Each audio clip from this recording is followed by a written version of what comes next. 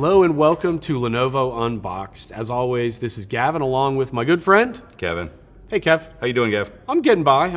Awesome. Hope you're well. What do we got today? Well, before we get into it, I have to make a confession. For years, I've been a fan of what I consider the most underrated thing Lenovo makes. Do you know what it is? Mice. It's not mice, it's not headphones, and it's not sandwiches. It's all-in-one PCs. We've made a series of giant touch all-in-one PCs since about 2012. Right. One of our designers even posed the question, is it a PC or is it a piece of furniture? It can be both. Let's try it. Let's unsheath it, shall we? But before that, let's actually... But before we do, let's say what it is. I don't think we should. Go ahead, you.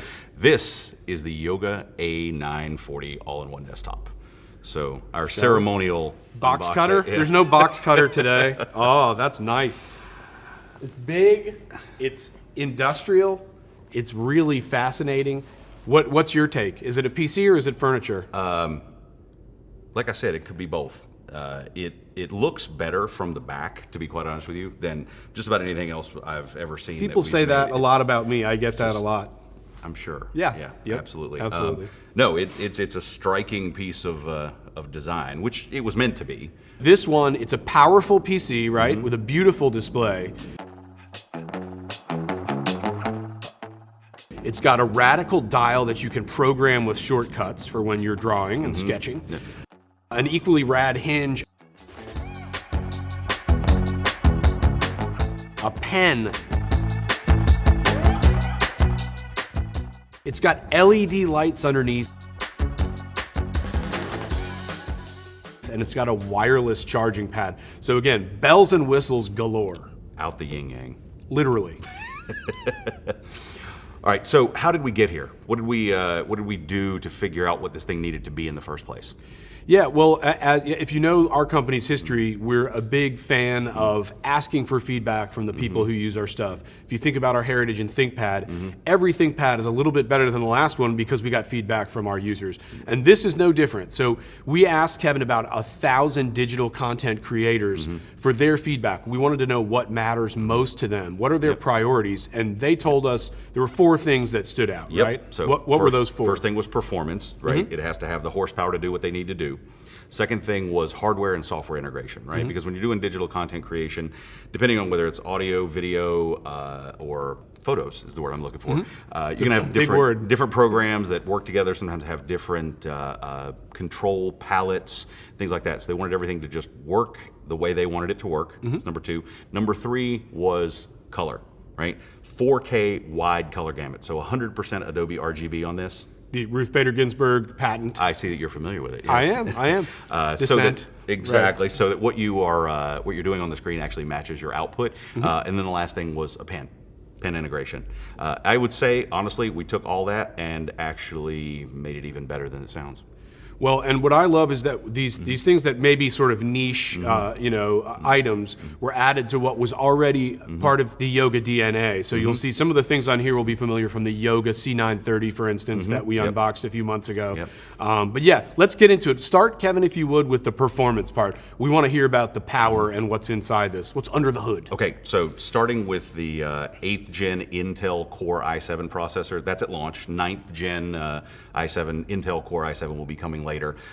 It does have an optional 16 gig Intel Optane accelerator memory available, which would complement both the 32 gigs of RAM that you can spec it out with, and the fact that it supports both PCIe SSDs for speed and SATA hard drives, HDDs for large storage capacity. Large capacity, up to 2 terabytes, I think we saw. That is correct. Cool.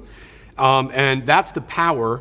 Let's talk about the sights and sounds. So for me, the first thing I noticed when we booted it up was the screen, the display. It's awesome. But let's not sleep on the sound either. So tell us a little bit, run us through the sights and sounds here. Cool. So 4K 100% Adobe RGB screen. Also supports Dolby Vision, which if you haven't seen it is really cool. It's I could go on for an hour about it, but suffice it to say, it is one way of mastering HDR, high dynamic range, wide color gamut content. And so for things like Netflix that support Dolby Vision, it's awesome. You just have to see it to believe You and it. me were sitting at my desk yesterday looking at like nature videos on this stuff, and it was appalling Yeah, how because I have it on my beautiful was. laptop and Oh, I showed you God. the colors. Yeah. It is awesome. So screen, fabulous. Knock that out.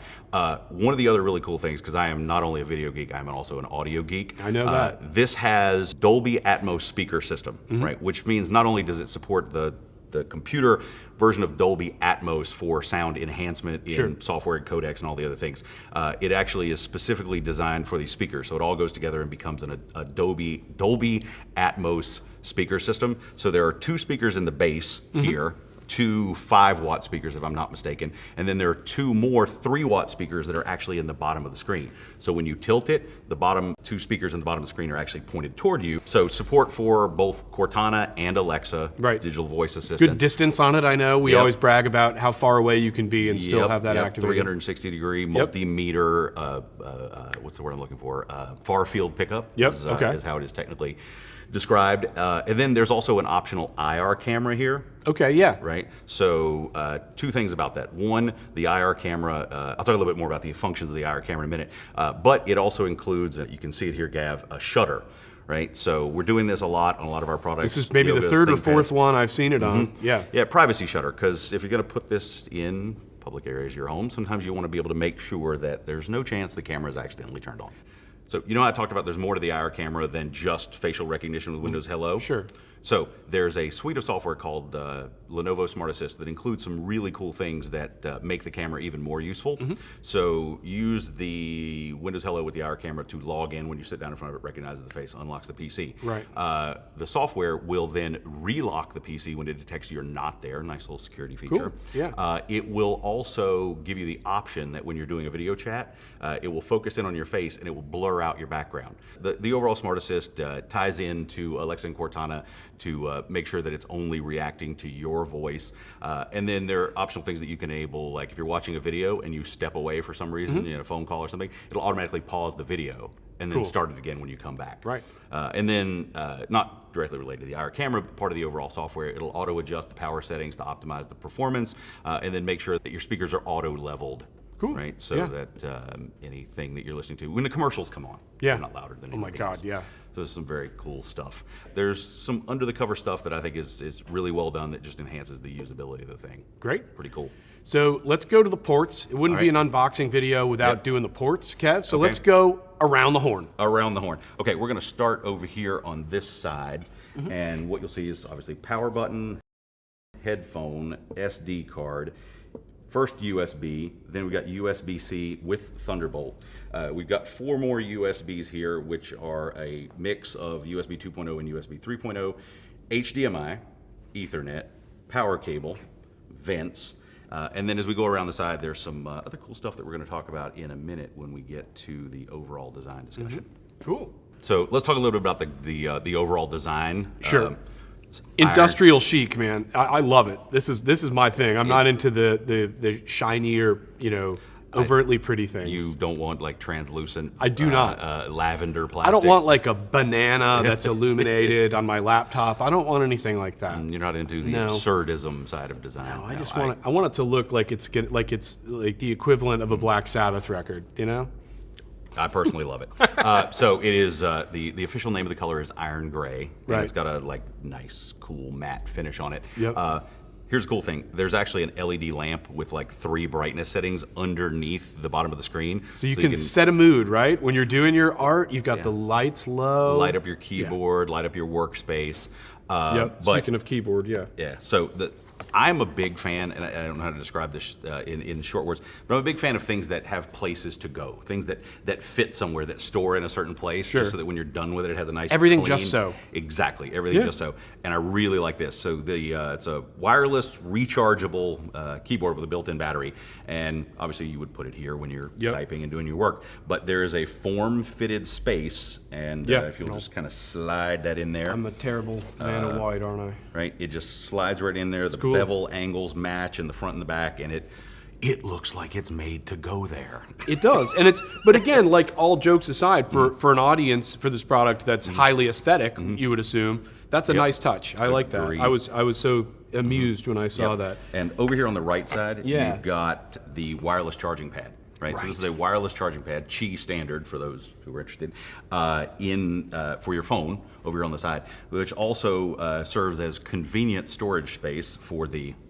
matching wireless mouse and the pen. And the pen obviously being, again, a critical component to this, the way Yep, this PC absolutely part works, of it. right? So 4,096 levels of pressure, and you've got a nice little handy designed storage slot for the pen over here.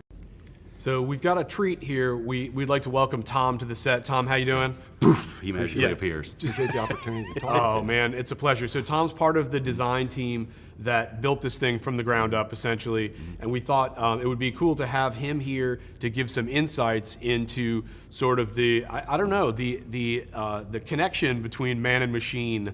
And we hoped that you'd especially talk about the dial, but just the way that designers and creators. Sort of the thinking behind you guys building this and how you hoped people would interact with it. Yeah, because good design is supposed to be emotional, right? So Absolutely. I think you guys put a lot into this. With our team, it's fantastic when we can try to build identity, character in an individual product, because that gives the product a lot of mileage, a lot of distance for the user. They can hold on to it for a while and feel attached to it. But this product in particular has a very unique identity to it. A good analogy is that it's very much like a musical instrument, where a musical instrument, you use two hands, excuse the pun, but you really use two hands in concert to be the most effective and be creative on the canvas. And when you mentioned earlier about the dial, we can discuss that. So let me point out something really cool about this dial, and Tom's going to talk about the functions, is that we're accommodating both right and left-handed people. So I can simply pull the dial out from this side, hand it to Tom. Connected via USB. Yep. And we can plug it in the other side, and right or left hand. And a perfect example is when I'm using a stylus that we have here, and I'm drawing with it. With one part of the dial, there's a rotation here.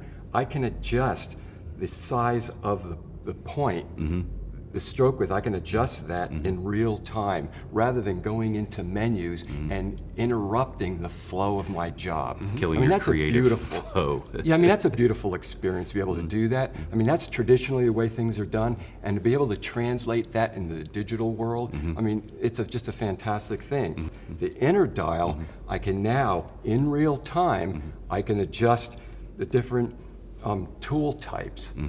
They could be a pen, an airbrush, or a marquee. These types of tool sets that you typically see on the menu, on the screen.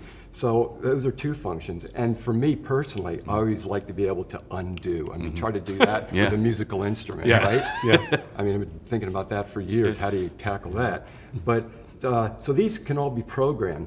But also a part of the experience is the visual experience. As I plug it in on one side or I plug it in the other side, once I turn this, this is well organized by our UX team. They do a fantastic job of making it very user-friendly to have those tool sets show up on the screen, and they can be programmed. Another cool thing is the level of detail. There's actually an LED here between these two rollers, and then that LED, that light actually corresponds to a particular software.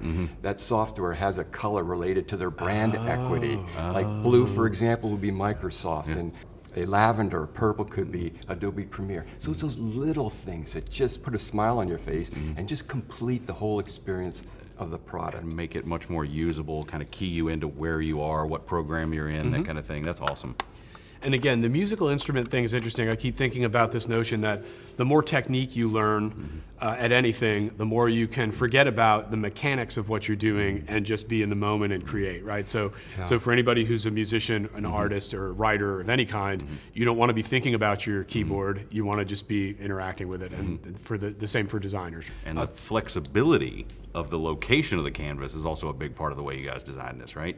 Absolutely. Which reminds me, we should talk a little bit about the hinge here. I know you guys designed it to tilt down to a very specific angle, which you thought was optimal for people who are creating or designing, right? Well, to step back even further, the hinge is a part of another aspect of the experience.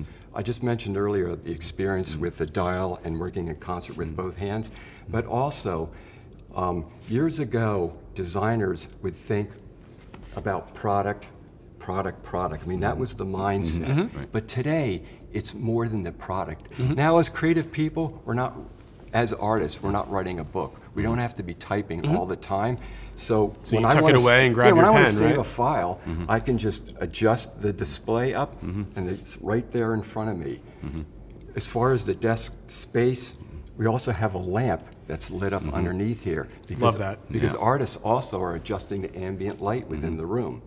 So this complements that lighting condition, and the combination of the two just sets the stage for how I want to work. It's that comfort zone. So there's a lamp that's underneath. It's a far here. cry from like the fluorescent lights above. Instead, you've got like a low lamp there, and then you've got your glow here, right? Yeah.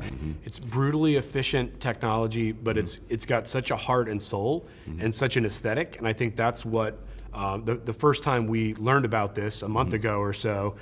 You guys have been working on it a while, but when I heard about it, my eyes got big thinking about the aesthetic side of this and how it's just such a unique, it's a little bit of a unicorn, I think, here. Yeah. It really is. I mean, you look at it and you use it and you're like, it's obvious that somebody who cares about design was deeply involved in the making of this product. Yep. It shows.